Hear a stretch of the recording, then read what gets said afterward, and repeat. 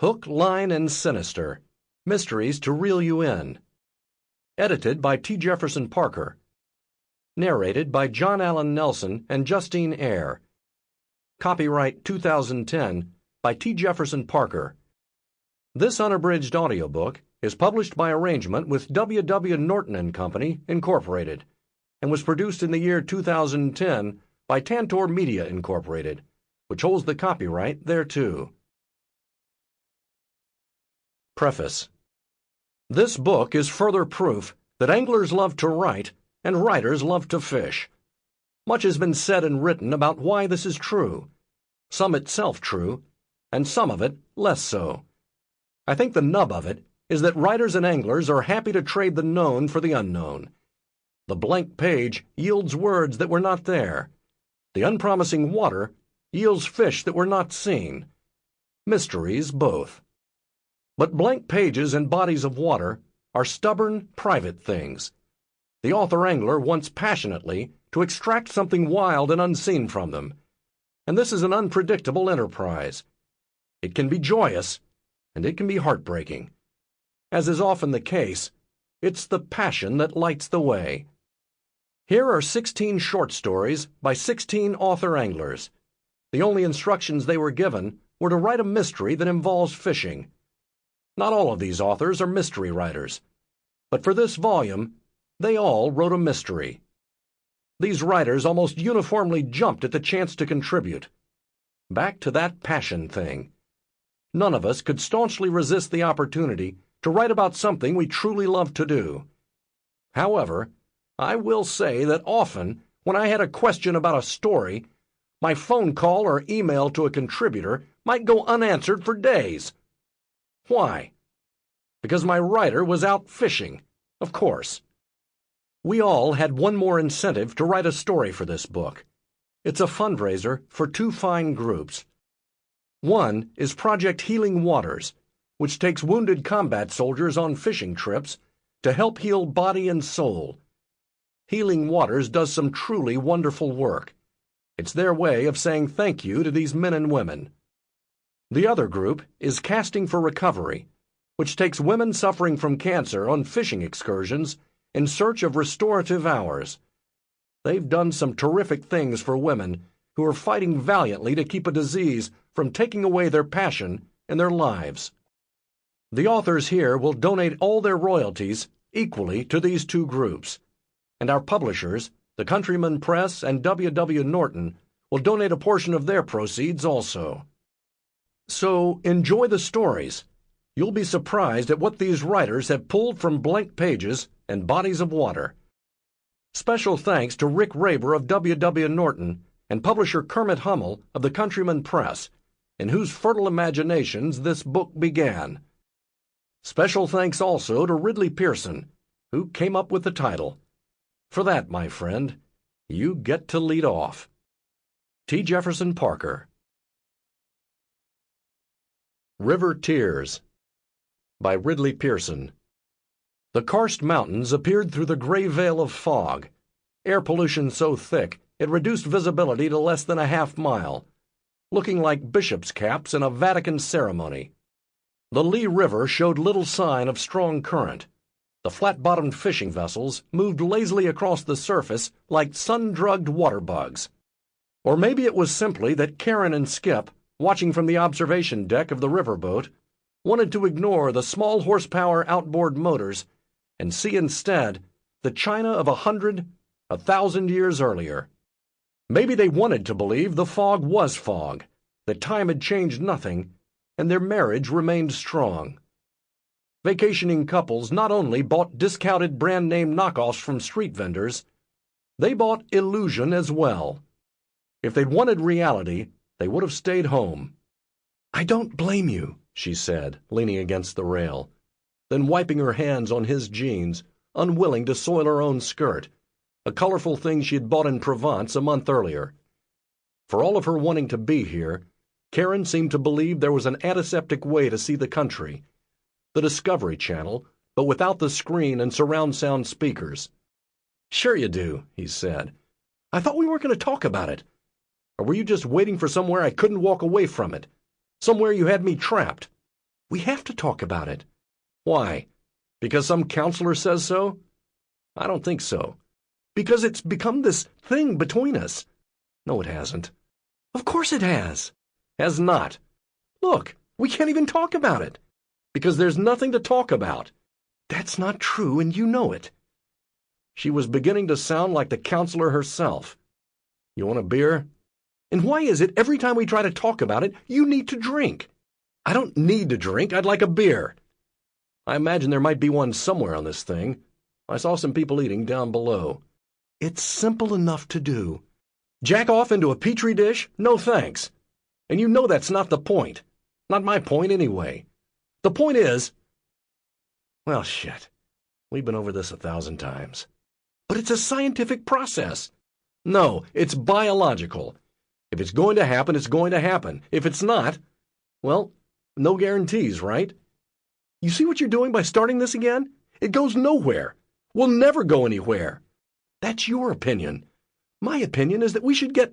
I'm not going to manufacture a baby, he said. I'm not going to measure, mix, and repeat, or count days, or spin sperm, or whatever. But it's so selfish. He found a beer a few minutes later that said advanced technology on the label, as if brewing hops was something new. It tasted bitter, but had more alcohol than American beer, meaning he liked it a lot. They watched the landscape of limestone spires slip by, while their feet vibrated from the shudder of the riverboat's engines, and cormorants dove and disappeared beneath the murky brown water, only to reappear 30 seconds and 20 yards later. They listened to the endless chatter of Mandarin and watched as barefoot, dark-skinned children ran along the shore as the river turned to reveal yet another small village of stone buildings with tile roofs. He had 2 beers. She, a Coke. She took pictures with her iPhone. He checked for BlackBerry reception, surprised to find he was still connected all these miles from Guilin. Was tempted to marvel at that tour, but was afraid she'd dampen his moment, so he kept the thought to himself and put the BlackBerry away, wishing they'd never agreed to the whole around-the-world honeymoon thing. There was no such thing as a delayed honeymoon. The reason you took one quickly after the marriage was to recover from hangovers and spend a lot of time in bed before you learned too much about each other. They were 2 years past that opportunity. They knew too much and shared too little, and the bedroom activities had lasted all of the first 3 nights on this 6-week voyage. Then she'd gotten her period, he'd had some diarrhea, and they'd both lost interest. They read now, or pretended to be involved in television broadcasts in languages neither of them spoke. They spent that night in Yangshu at a small hotel out on a single-track road that ran along the river's edge, up a hill so steep and with a driveway so narrow that taxi drivers tried to drop you off at the bottom. Spent the night in twin beds with a wall-mounted air conditioner wheezing and some yesterday rock and roll floating down from the rooftop bar with a name like Margaritaville or some other Jimmy Buffett-influenced title that had nothing to do with China. He spent much of it awake, making breakfast a quiet affair where he drank black tea and avoided the scrambled eggs because he'd seen how chickens lived here and he wanted nothing to do with it. He drank a beer at 10:30 under a scorching sun outside a Western cafe while she browsed the stalls on West Street, collecting scarves she'd never wear in Palo Alto. She orbited by his location, drawn like a moth to flame, hoisting yet another bag to indicate her success, and he mugged a smile that they both knew fell short. The sign read, River Tears, Cormorant Fishing, Day Cruise. He'd been facing it through 2 beers, but only read it now as he leaned back to doze, before she came back for him and dragged him off to lunch. He crossed the crowded Market Street and sign-languaged his way through a young woman's Chinglish until he thought he'd made an appointment for 9 o'clock that evening. But when they arrived at the boat ramp those many hours later, the same woman threw her arms in the air and cackled and wailed and left the impression he had screwed it all up, and that the reservation either had been missed or was for a future date. He couldn't figure out which. He spotted a nearly toothless old man with a hunched back and a fine smile watching him in the yellow light of the quay. He approached the man, dragging a reluctant Karen by the arm. Pointing to the water, and then to the birds in the bamboo cage in the front of the skiff, and making diving motions with his hand, he won a vigorous nod of assent from this fisherman, who gestured them into his low, flat boat. For the first time, Skip discovered the bent bamboo pontoons were in fact PVC plastic. Disappointment seeped through. He thought they were about to shove off when the old man called brightly up the cracked concrete roadway, and a pale electric lantern appeared from under a blue glowing awning, throwing its light onto the thin arm that carried it. He thought it was a boy at first, perhaps thinking that fishing was boys' sport, or maybe that the loose-fitting shorts, torn T-shirt, and thin frame had to belong to a boy. But the shadows fled behind the glow of the lantern, and the black hair was pulled back in a long ponytail, and a woman grew out of the dark, her shadow dancing to stay with her fast movement. She climbed onto the boat behind a white smile that caught and reflected light in a way that suggested some other source of energy. No lantern could possibly cause that kind of brightness. And now her eyes came alive as well, and Skip couldn't help but notice the cracked skin on the soles of her feet, the worn flip-flops. Couldn't miss the music of her laugh as Karen tried to say hello in Mandarin. Couldn't keep his eyes from the glimpses of skin through the tears in her shirt, and wondering if the holes were intentional, whether the shirt had been bought as is from one of the stalls on West Street, or given to her by a grateful tourist, or if it had simply been hand-washed at river's edge for so long that it was slowly decaying, in the same unstoppable way as his marriage. The old man steered the boat into the dark, heading upstream. They soon left the ambient light of the city behind. 10 minutes later he cut the motor, and the boat drifted with the current. Skip had thought his eyes might adjust, but they didn't. It wasn't until the girl hoisted the lantern, revealing the deep brown of her skin and another flash of white smile, that he saw anything. And then it was everything. The girl, the restless birds in the bamboo cages, the gentle ruffle of water along the hull of the boat. He watched with keen interest as the girl and her grandfather, for their closeness had to be explained somehow, moved in concert to first free a bird, then tie off its neck and send it over the side. The cormorant dove almost immediately and stayed down an impossibly long time. Then, as if receiving some signal missed by the rest of them, the grandfather took the lantern from the girl and held it above the water, and the bird surfaced, its throat bulging.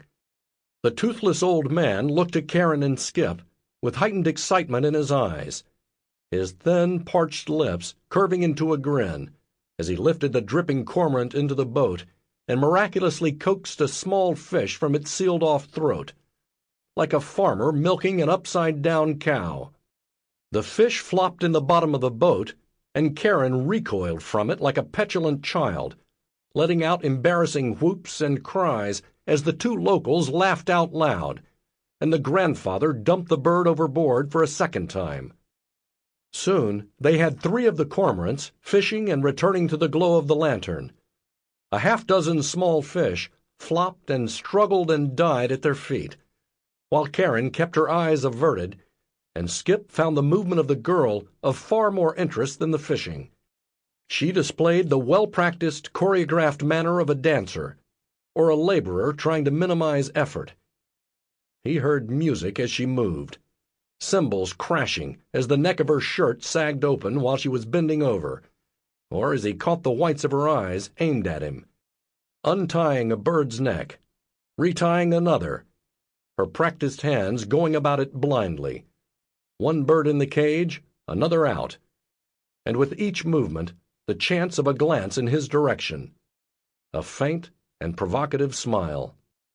Karen's complaints continued, and she grew more obstreperous with the arrival of each new fish. "What are they going to do with the poor things?" she whined. "We're just killing them for nothing. It's not like we'll eat them. Stop them, Skip. Tell them we get it. Fascinating. Never mind primitive and abusive. Just tell them to stop. We paid to fish. Don't worry. What we leave behind will not go to waste. The irony is we've just paid them to fish for their own dinner. They know damn well we won't take the things with us. But it's so barbaric. It's been going on for thousands of years. You're getting a glimpse of history, same as the Great Wall or the Terracotta Warriors. Only this piece of history has been feeding these people for eons, and still is. It's awful, what they do to the poor birds. They give them every third fish. The birds get what they want, food. The old guy gets what he wants. It's symbiotic. If it didn't work out, the birds would take off. The way of nature. He thought about her feeding him his needs, his providing for her, the blurring of lines, the slow disintegration of the string that bound them together. They tie a string to their legs. They couldn't take off if they wanted to. He hadn't thought she had looked closely enough to know this. But for all her pretense of abhorrence, Karen didn't miss much. And besides, you stopped watching the fishing a half-hour ago, she said in an accusing tone. The show is in how the two of them do this together. It's not about the bird. I noticed for you it's not. So you'd like to go back? He said. Only for the past hour. He caught the girl's eyes then, eyes that had remained fleeting and elusive for much of the evening. They were fixed on Karen's pearl bracelet. The string was worth less than $20, bought in Shanghai's International Pearl City Market the week before. But the way the girl stared, it might as well have been $1 million, and had Karen not harped upon his own fixation, he might have asked her to part with it right there and then. But he knew better than to try. They returned to shore. Skip tried to catch the girl's eye again, but she wasn't playing along. She searched the mud around the edges of her flip-flops, her ponytail dancing like a topknot, and he said goodbye in passable Mandarin, drawing a fleeting glimpse and a giggle from her. He returned with his wife to the hotel room and undressed her before she reached the bathroom, her initial protestations giving way to his determination. And finally, she was wrapping her legs around him and holding him around the neck as her backside slapped the wall, and the roughness of his unshaven face raised red on her neck. She bit back her cries to mere whimpers, denying him any satisfaction of virtuosity, as together they slumped to the wooden floor and lay in a tangle of sweat and scents. She drew patterns on his upper arms while he kissed the salt from her chest. "Well," she said, "now that that's done, do you think we can get ready for bed? I need a shower now, and you know how I hate showering before bed. I hate it when my hair's wet." "You don't need to do that, you know," he said, watching her bare ass as she removed her makeup at the mirror. "Make a point of ruining the moment just to make it seem like I was the only one who enjoyed it. You're allowed to enjoy it. You know how I feel. Dad, it can't just be for pleasure, that it's about procreation. Oh, yes. I didn't say that. Not exactly like that. Close enough. The child part, yes. It's okay to feel good. It's okay to want it, to need it even. Men and women. Men more. Probably, I'll give you that. But that's just because we're more honest. As if. It's true. When it comes to sex, nothing you say is true. You'll say anything to get more. That's true as well." She bent over the sink slightly to get a closer view of herself in the mirror, revealing more of her dark, tawny thatch and sending a pulse of desire through him. She would rebuff him if he tried. Once was always enough for her. She would point out that the semen count and anything after that offered a diminished percentage of a chance for impregnation. She had made the most sanctified part of their union a science, and in doing so had practically emasculated him. He wished he still smoked. He wanted to climb onto the bed naked and smoke a cigarette and watch the coils of smoke get caught by the ceiling fan. The shower ran, and she came out with a towel on her head, complaining about the water pressure and the temperature of the water, and how the hotel didn't provide shower caps. He asked her to lie down with him, meaning she should do so naked, and she put on a nightgown, her back turned to him, and slipped under the sheet. She put her pillow under her bottom, raising it to hold in his sperm, and slept without a pillow under her head, despite the discomfort. The following morning, Karen was ill, or just bored with him, or afraid he might try for morning sex.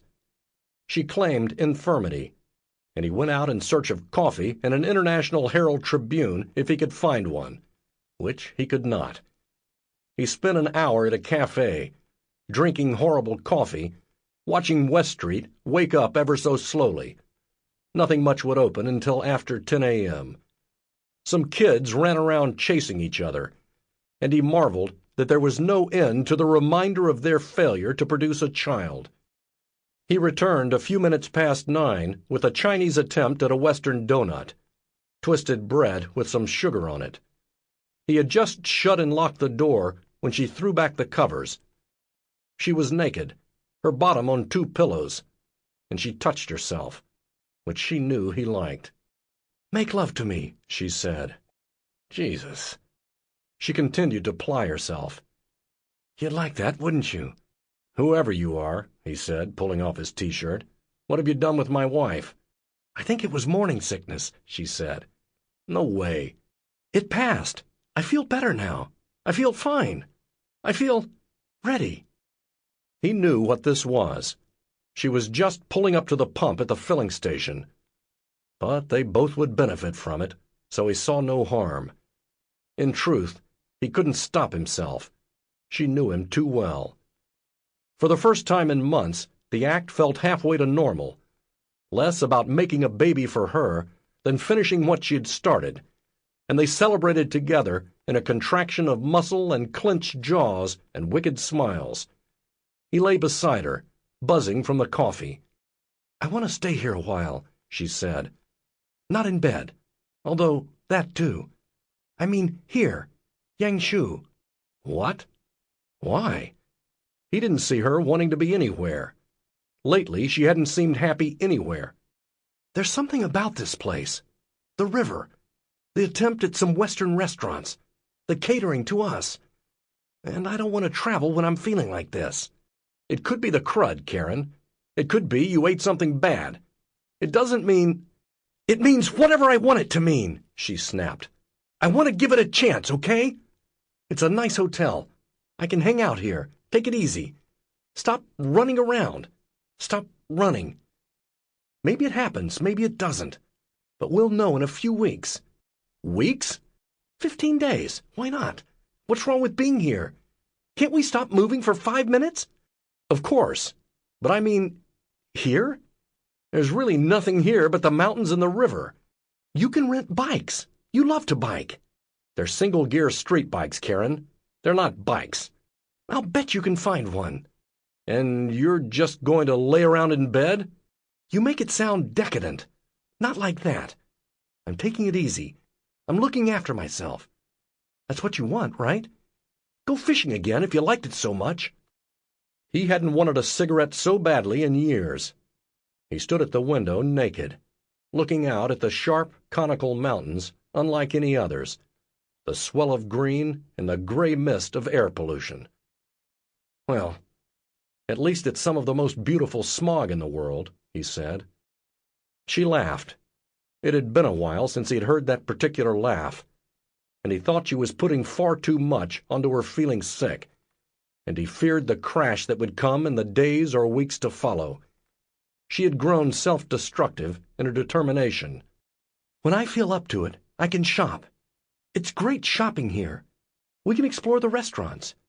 You have to admit, there's more choice here than about any place we've been in the country." "In the countryside, yes, that's true." "So, let's stay until we're so bored we want to move on. What's wrong with that?" She had pulled the sheet over her pelvis still hoisted so that her chin pressed down onto her chest. "Since when do I ever say no to you?" he said. "Thank you." She sounded about 12 years old. By the following day, he'd convinced himself she might be pregnant after all. Either that, or she was a manifest example of mind over matter, the power of the brain over the body, because she began sleeping impossible amounts, like a switch had been thrown.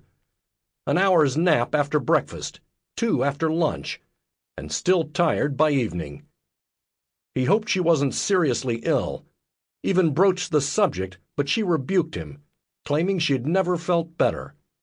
This, despite several bouts of the dry heaves.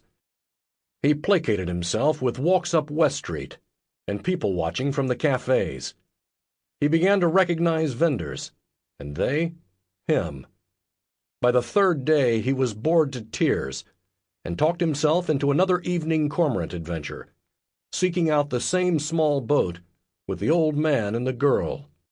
They fished for an hour and a half, he rarely taking his eyes off the young beauty, enchanted by her economy of motion, her stunning gracefulness in everything she did, the joy with which she went about her work, the love and generosity she displayed toward the old man, and, to a lesser degree, even to him. He left them the fish and overtipped them again. And, like before, he hoped to make some meaningful contact with her once to shore, but yet again found her uninterested, content to tidy up the boat while her grandfather dealt with the Maigorène, the American. He returned the next night, and the next, beginning to sense his obsession with her, but content to deny it, by convincing himself he might write a magazine article on the ancient art of nighttime fishing with a bird.